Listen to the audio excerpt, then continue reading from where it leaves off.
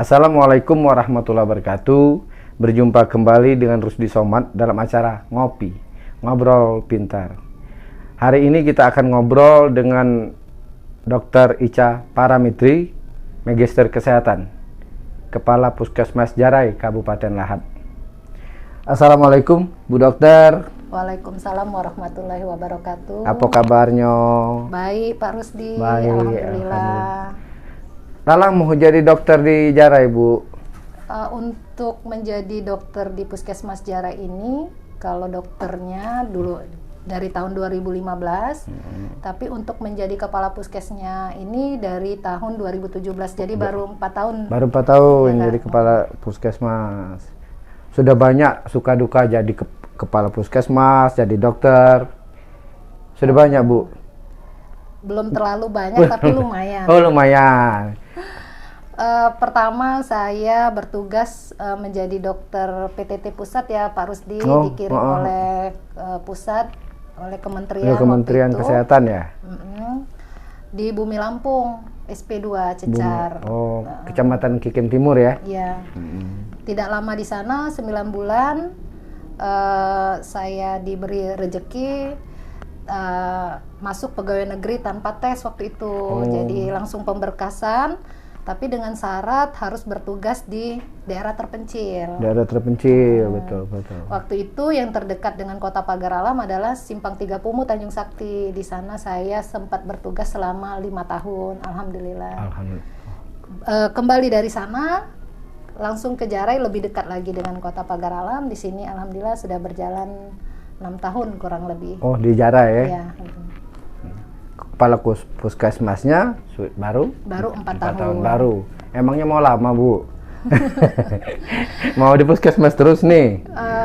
Sebetulnya dengan kita diberi amanah sebagai kepala puskes ini bisa memberikan kebijakan, terus bisa membuat suatu program-program yang tujuannya untuk masyarakat. Itu amanah yang terbeban ya Pak ya.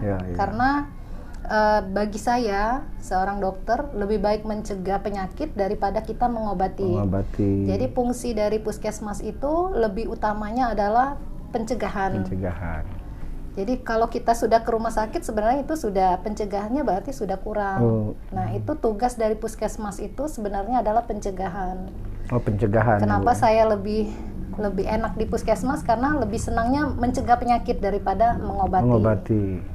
Tapi sebelum kita terlalu panjang lebar bicara masalah itu, gimana sih Bu cara akhirnya Ibu katakanlah jadi memang cita-citanya ada di dokter nih?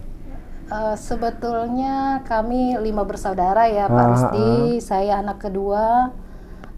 Orang tua saya itu sebetulnya ada keluarga dari ibu saya memang berpendidikan, tapi kedua orang tua saya punya pemikiran anaknya harus maju. Walaupun kami dibesarkan di Kabupaten Lahat, kebetulan saya lahirnya di Muara Payang. Oh, di Kecamatan Muara Payang, Desa Muara Payang, Kecamatan Muara Payang ya? Iya, Kecamatan Muara Payang, Kabupaten Lahat. Lahir tahun 1981.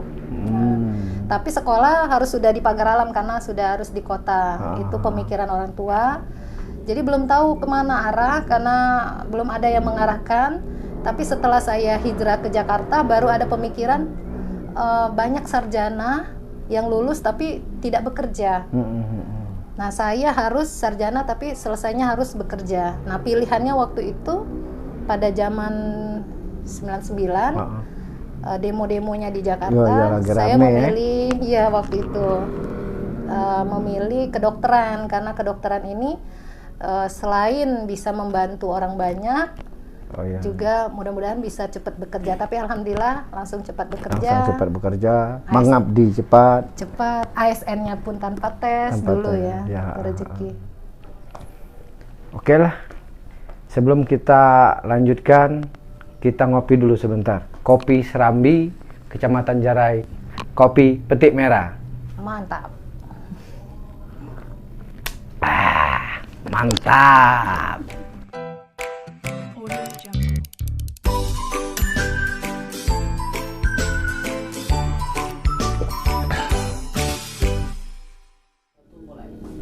Bu Dokter, katanya tadi kan 4 tahun nih jadi mimpin kepala puskesmas Jarai. Apa sih yang jadi program unggulan di Kecamatan Jarai ini dan kenapa dia bisa jadi program unggulan untuk di Kecamatan Puskesmas Jarai ini? Terima kasih Pak Rusdi. Sebetulnya program pencegahan penyakit tadi cukup banyak. Apalagi kita ada penyakit menular selama ini yaitu corona, virus corona. Itu pandemi, jadi memang ada penyakit menular dan ada penyakit tidak menular. Nah, selain dari penyakit menular, kita perlu juga mencegah penyakit tidak menular. Penyakit tidak menular ini sebenarnya Pak Rusdi cukup banyak juga menyebabkan kematian. Apa saja yang termasuk penyakit tidak menular tadi? Pertama, serangan jantung. Yang kedua, stroke. Yang ketiga, gagal ginjal, gagal jantung. Itu disebabkan oleh darah tinggi dan kencing manis. Nah, kalau kita sudah mengidap penyakit itu, Pak Rusdi, membutuhkan waktu yang lama dan biaya yang mahal. Misalnya saja Pak Rusdi, Ya, kena kencing manis nih. iya misalnya ya, jangan sampai ya Pak ya, nauzubillah min dzalik. Efek sampingnya, komplikasinya itu bisa menyebabkan gagal ginjal kalau tidak terkontrol ya. Nah, pas kita gagal ginjal kan butuh cuci darah, seminggu harus 2 kali cuci darah, berarti kita sudah membutuhkan biaya yang tinggi dan membutuhkan waktu seumur hidup berobatnya. Kalau kita ya, kalau hitungan perkalian nominal uang ya Pak ya, seandainya cuci darahnya sekali 1 juta, seminggu 2 juta, dikali 4 kali sebulan sudah nominalnya sekian, dikali lagi setahun itu bisa menghabiskan biaya yang ratusan juta. Nah, sebenarnya ini semuanya bisa kita cegah. Gampang Pak Rusdi untuk mencegahnya, sebenarnya datang ke Posyandu. Oh, datang ke Posyandu terus? Datang ke Posyandu, kita minta ukur darah kita setahun sekali saja, dari usia 15 tahun sampai 59. Misalnya anak-anak remaja datang ke Posyandu, minta diukur darahnya, tensi darah namanya Pak Rusdi ya. Terus tinggi badannya juga minta diukur, ideal atau tidak berat badannya. Lingkar perut juga harus diukur Pak Rusdi. Ya, karena dari lingkar perut ini bisa teridentifikasi bahwa banyaknya lemak di dalam badan kita, sehingga bisa memprediksi penyakit pembuluh darah tadi, penyakit pembuluh darah dan jantung ke depannya. Nah, itu juga termasuk program unggulan yang ada di Puskesmas Jarai, namanya Pandu PTM, Pelayanan Terpadu Penyakit Tidak Menular. Pandu PTM. Pelayanan Terpadu Penyakit Tidak Menular. Ini sudah berjalan dari tahun 2019. Dari 33 puskesmas, baru 2 puskesmas yang dilatih. Salah satunya adalah Puskesmas Jarai. Dan itu sudah berjalan Pak Rusdi ya. Alhamdulillah kami mendapat penghargaan dari Kementerian Kesehatan dari Jakarta bahwa pelayanan terpadu Puskesmas Jarai sudah berjalan dan mendapatkan piagam penghargaan dari Kementerian. Itu mewakili Sumatera Selatan. Oh, mewakili Sumatera Selatan. Ya. Jadi untuk Sumatera Selatan, Kecamatan Puskesmas Jarai. Iya, itu melalui Dinas Kesehatan kami diminta untuk melakukan posyandu penyakit tidak menular, melakukan pelayanan terpadu di puskesmas, sehingga desa mana yang kunjungannya tertinggi pada usia 15 sampai 59 tadi diajukan ke kementerian dan mendapatkan penghargaan. Kebetulan waktu tahun 2019 akhir Desa Jarai yang kami pilih. Desa Jarai. Ya, itu ada sertifikatnya Pak dari kementerian. Tadi Ibu ngomong masalah corona. Sekarang gimana nih corona di Jarai? Alhamdulillah untuk corona sepertinya ini masalah kita semua Pak ya, masalah dunia. Semuanya sudah turun drastis, jangan sampai ada lagi, karena penyakit lama pun masih menunggu Pak. Yang penyakit tidak menular ini lebih berbahaya sebenarnya. Lebih berbahaya. Ya, yang serangan jantung, pola hidup sehat Pak Rusdi. Tadi saya dengar Pak Rusdi juga itu ya, sudah menerapkan hidup sehat. Pertama, lakukan saja hidup cerdik. Cek kesehatan rutin, enyahkan asap rokok, diet gizi seimbang, jadi kita mengurangi lemak, mengurangi konsumsi daging mungkin ya, atau seimbang lah Pak, proteinnya tinggi, karbohidrat, dan banyak makan buah sayur, aktivitas rutin sehari itu harus 30 menit beraktivitas, kelola stres Pak, itu semuanya rangkaian dari hidup cerdik. Cerdik ya, itu hidup cerdik namanya. Iya. Bu Dokter, tadi ada kan program Pandu PTM ya. Siapa sih sasaran kita dan seberapa penting sih Pandu PTM itu untuk masyarakat di Jarai ini khususnya? Baik. Sasaran itu usia 15 sampai 59, karena kalau kita sudah melakukan screening awal dengan pemeriksaan tensi darah, lingkar perut, tinggi badan, itu bisa kita prediksi kesehatannya itu 10 tahun kemudian kita tidak terkena penyakit itu Pak. Jadi sangat penting sekali bagi menurut hemat saya berpikir ya. Karena pertama serangan jantung itu tidak butuh waktu yang lama. Bisa di tempat duduk itulah dia bisa kena serangan jantung. Kadang ngambil wudhu serangan jantung meninggal. Kadang meninggal. Nah, hal-hal yang inilah sebenarnya yang sangat penting sekali kita cegah Pak ya, jangan sampai banyak yang meninggal karena penyakit jantung dan pembuluh darah tadi. Yaitu salah satunya serangan jantung, stroke. Itu stroke kan butuh biaya tinggi, terus kesembuhannya pun agak lama, bahkan ada yang tidak sembuh kalau stroke. Nah, itu seberapa pentingnya Pak Rusdi. Dan saya menarik sekali ini menjadi pelayanan inovasi kami, karena banyak remaja-remaja muda atau usia produktif yang harus kita selamatkan, sehingga 10 tahun kemudian mereka tidak menuai penyakit yang saya sebutkan tadi. Ini menggunakan bagan carta namanya. Bagan itu namanya bagan. Ya, ini Carta kalau dia prediksi, hijau ini prediksi penyakit pembuluh darah 10 tahun ke depan. Jadi kalau maunya usia kita di usia lansia nanti kita sehat, kita harus jaga sekarang Pak. Harus usia dini sekarang kita harus sudah memulai menjaga kesehatan sehingga kita usia lansia nanti kita sehat. Ya, amin. Oke, selain program Pandu PTM tadi, ada program lain di Puskesmas Jarai ini yang kira-kira bisa membantu masyarakat Bang? Baik, kami selalu membuat inovasi Pak ya. Dari 4 tahun saya memanajemen Puskesmas Jarai, tujuannya adalah mewujudkan masyarakat Kecamatan Jarai khususnya sehat, umumnya Kabupaten Lahat sehat sehingga bercahaya.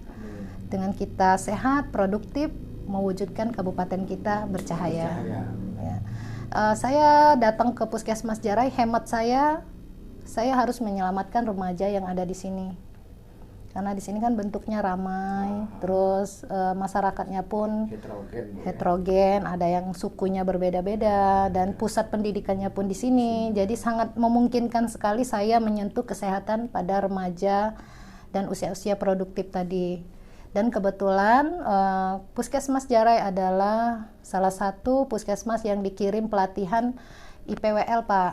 Oh, IPWL, apa Ya. itu IPWL? IPWL itu Institut Penerima Wajib Lapor. Oh, Ya, Institut Penerima Wajib Lapor. Ya, dia diberi SK oleh kementerian untuk bisa melakukan rehabilitasi narkoba. Oh, itu kaitannya dengan narkoba. Iya, kesehatan narkoba.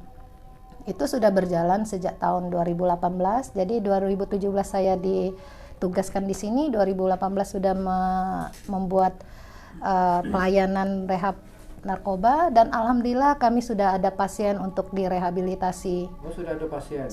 Sudah. Bahkan waktu itu Pak ya, Sumatera Selatan ini yang baru berjalan karena pasiennya ya, bukan karena mungkin di puskesmas lain pun sudah jalan tapi belum ada pasiennya. Nah, yang sudah ada pasiennya baru Puskesmas Jarai. Sampai kami dikirim ke Jakarta untuk lebih tindak lanjut lagi masalah rehabilitasi, mewakili Sumatera Selatan.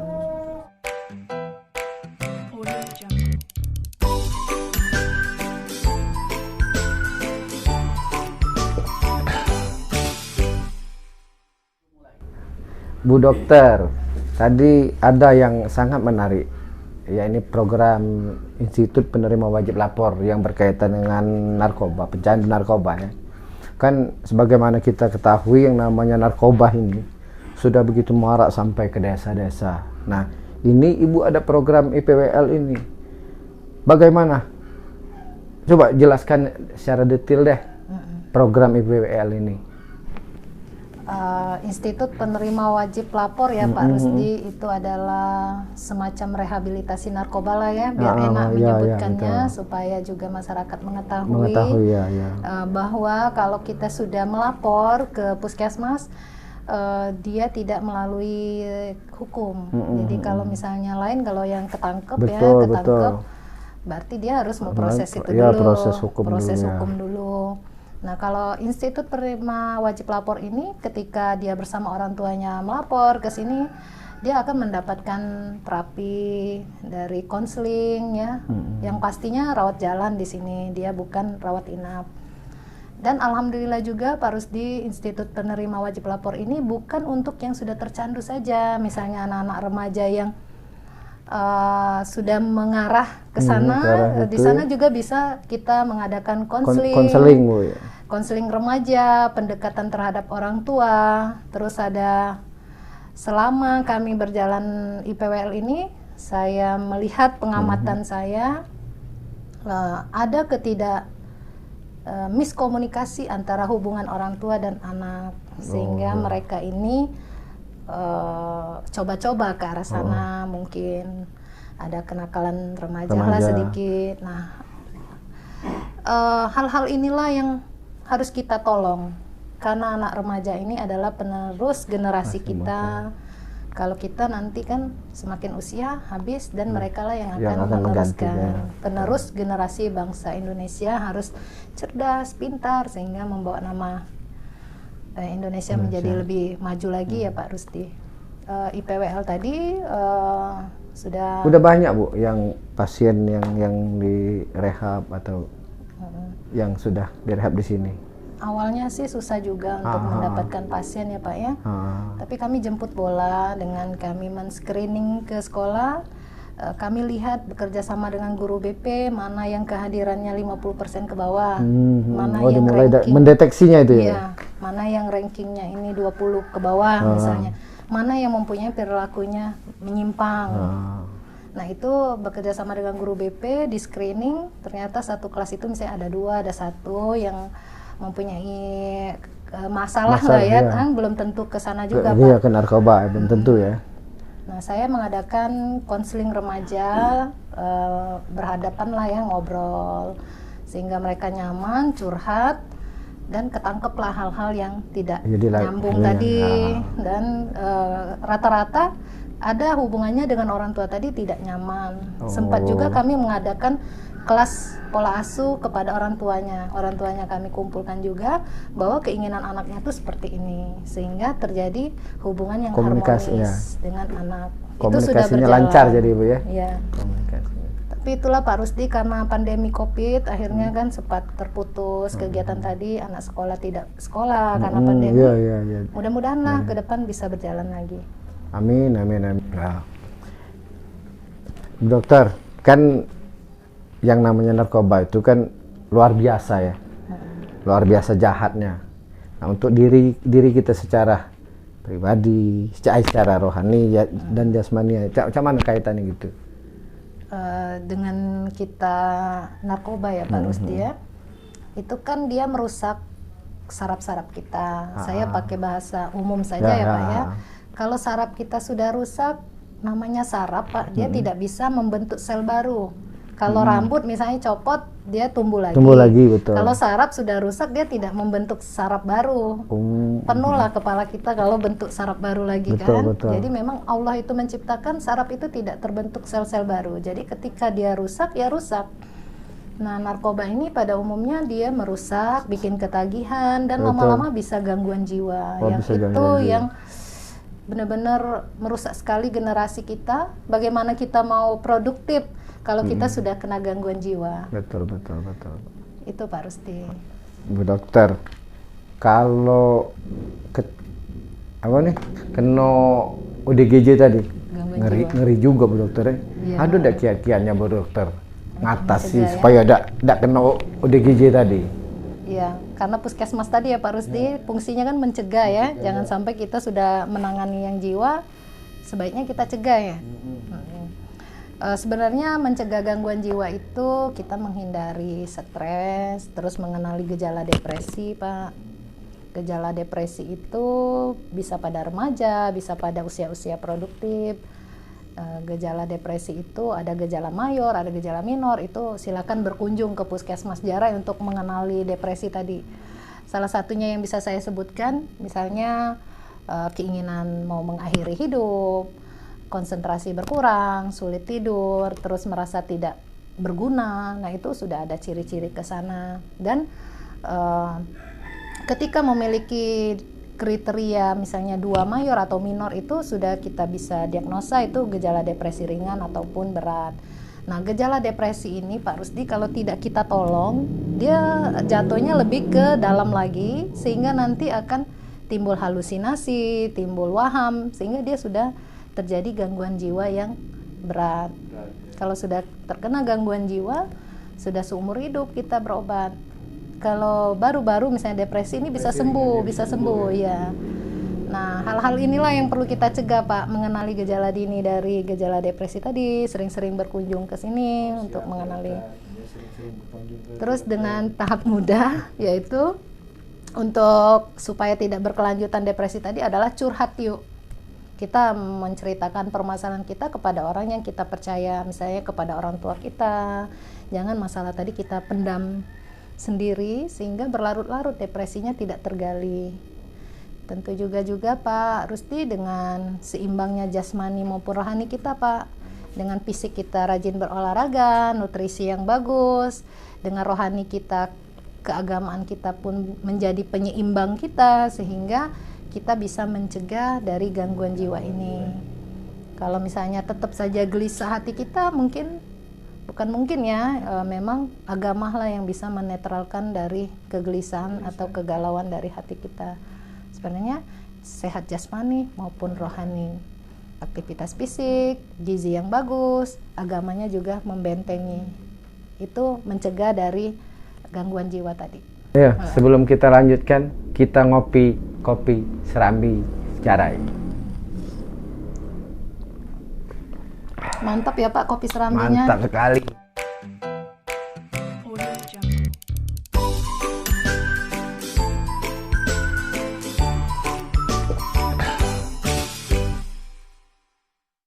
Nah, bagaimana nih penanganan ODGJ-nya?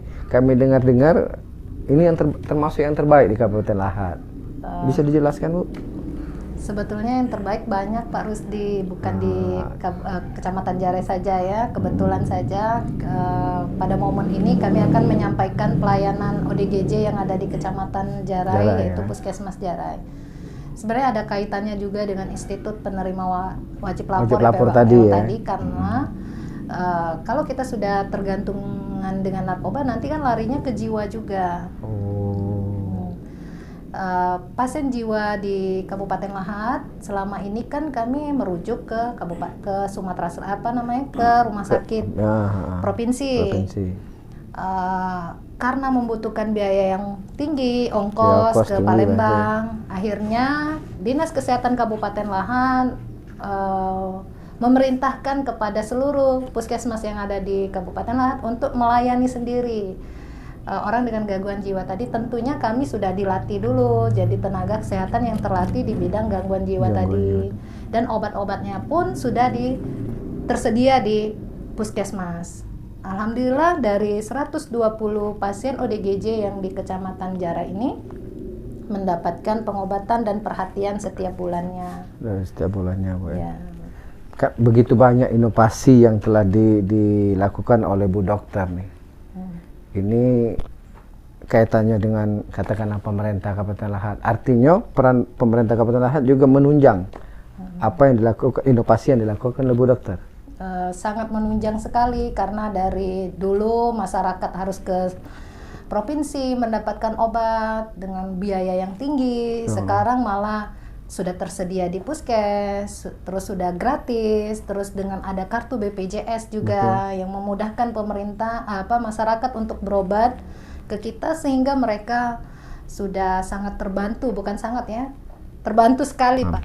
Kan gini Bu Dokter ya, kan banyak inovasi tadi yang telah dilakukan Pandu PTM, sudah itu penanganan ODGJ, IPWL. Nah itu kan semua artinya memerlukan dana. Gimana Ibu mensiasati itu Bu? Bapak Rusdi sebetulnya Pak ya, dengan didukung oleh pemerintah Kabupaten Lahat, tentunya Bapak Bupati kita, Lahat Bercahaya, masyarakat itu tidak sulit untuk menjangkau pengobatan. Dan kami pun sebagai seorang dokter tidak mempunyai permasalahan ketika pasien itu butuh rujukan. Kan kalau di peri-peri ini di puskesmas kan penanganan pertama. Kalau dia ingin dirujuk, berarti kan butuh biaya yang besar. Nah kadang di dalam hati kami ini dilema, bagaimana nih dia nggak punya biaya, ya kan untuk merujuk. Akhirnya pasiennya pun kami minta tolong di sinilah, berobat di sinilah. Pajak sinilah. Kasarannya tuh meninggal di tangan dokter tidak apa-apa. Tapi dilema juga di hati kami bahwa ada rumah sakit yang bisa menolongnya nanti. Nah dengan adanya BPJS kepada seluruh masyarakat Lahat, kami terbantu sekali Pak. Yang tidak bisa kami selesaikan di sini langsung diberikan rujukan kepada rumah sakit yang bisa menolong pasien tadi. Oh, BPJS program Bupati Lahat ya? Lahat Bercahaya ya. Pak Rusdi sebenarnya dengan kita selalu bersyukur dengan adanya program Bapak Bupati kita dengan BPJS, semua masyarakat kita ber-BPJS, ini sangat membantu sekali. Karena pengobatan tadi kan tidak cukup di puskesmas saja, dia harus menuju ke tingkat lebih lanjut, kabupaten, seperti ke Palembang. Sampai ke Palembang Bu ya. Semua inovasi yang ada di puskesmas Jarai tadi sangat terbantu dengan adanya BPJS tadi. Oke, Bu Dokter ya, kan sekarang isu yang lagi marak nih tentang persoalan stunting. Nah bagaimana program Puskesmas Jarai terhadap persoalan isu yang menyangkut stunting itu? Baik Pak Rusdi, stunting ini adalah kekurangan gizi pada 1000 hari kehidupan. Kita juga selaras dengan programnya Ibu Bupati kita, dengan adanya sosialisasi, dengan adanya posyandu di Puskesmas Jarai, terus adanya tenaga kesehatan yang berhubungan langsung dengan gizi. Penanganan stunting di Puskesmas Jarai ini sudah berjalan dengan baik karena kasus stunting di Kecamatan Jarai juga sedikit Pak. Jadi Pak Rusdi dengan balita di kunjungan balita ke posyandu, kami cuma terjaring 6 orang. Itu pun mempunyai penyakit penyerta seperti ada bocor jantung. Jadi memang bukan murni dari gagal gizi tadi. Dan pemantauan setiap bulan dilakukan oleh petugas gizi kami ke posyandu, pemeriksaan berat badan, tinggi badan bayi, dan penyuntikan imunisasi. Alhamdulillah sudah berjalan dengan baik ya. Bu Dokter, jadi ada upaya yang dilakukan untuk mencegah yang Ibu sampaikan tadi, Bu? Upaya pencegahan stunting ya Pak Rusdi. Sebetulnya stunting ini walaupun jumlah kami tadi sedikit, tapi tidak memungkinkan ke depannya kalau tidak ada upaya untuk pencegahan akan terjadi lagi, jumlahnya akan bertambah. Puskesmas Jarai mempunyai inovasi, kami menggerakkan Saka Bakti Husada melalui pramuka, memberantas jentik nyamuk. Karena stunting tadi bisa juga disebabkan karena ibu-ibu yang hamil terkena malaria. Itu bisa dia anemia kronis sehingga mengurangi nutrisi yang ada di janin yang ada di rahim ibu tadi. Itu bisa dicegah dari dia kehamilan pertama sampai dia umur 2 tahun. Nah, kami cegah pada ibu hamil jangan sampai dia tergigit nyamuk. Nah, ini adik-adik Bakti Saka Husada membuat perangkap nyamuk. Perangkap nyamuk. Iya, supaya nyamuk-nyamuk tadi tidak menggigiti ibu-ibu hamil. Itu salah satu upaya kami supaya tidak terjadi anemia pada ibu hamil. Dan selebihnya lagi ada lagi kami membuat makanan-makanan sehingga nutrisi-nutrisi pada ibu hamil dan bayi balita tadi sesuai dengan gizi yang dibutuhkan oleh ibu hamil dan bayi balita. Ini sudah berjalan dengan petugas gizi kami setiap bulannya. Oke, Bu Dokter, apa nih yang ingin disampaikan kepada pemirsa CSTP, pada masyarakat lah? Sebenarnya Bapak Rusdi, hidup ini adalah pilihan. Kita tinggal memilih baik atau buruk, sehat atau sakit. Dengan zaman digital, dengan zaman internet, informasi itu mudah sekali kita dapat melalui handphone, melalui internet, melalui televisi. Kita tidak lahir di zaman kegelapan lagi. Kalau zaman dulu mungkin informasi terbatas karena listrik belum masuk, ya. Zaman sekarang sudah zaman internet. Kita bisa mencari informasi kesehatan melalui hari ini ya, Pak Rusdi. Kita bersyukur bisa bertemu dan sedikit sharing tentang kesehatan. Saya berharapnya apa yang saya sampaikan tadi bisa dijalankan atau bisa diikuti oleh pemirsa CSTP. Tadi saya kembali lagi bahwa hidup adalah pilihan. Ayo, dengan zaman internet kita pilih untuk hidup sehat, kita jauhi hidup tidak sehat dengan tadi yang sudah kami sampaikan.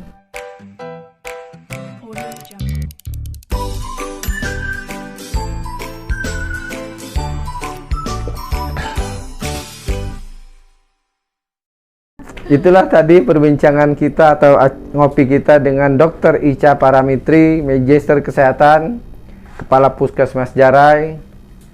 Mudah-mudahan menjadi inspiring kita karena pengorbanan beliau, pengabdian beliau luar biasa.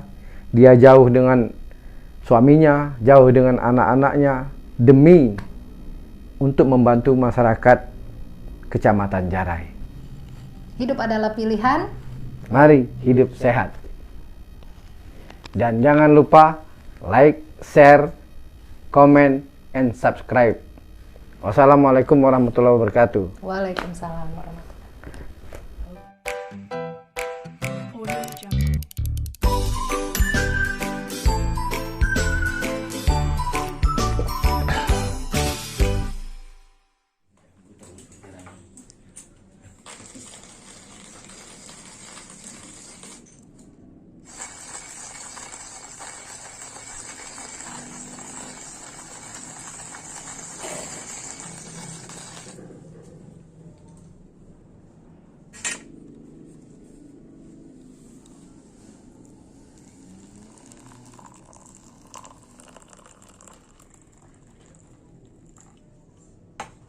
Assalamualaikum warahmatullahi wabarakatuh.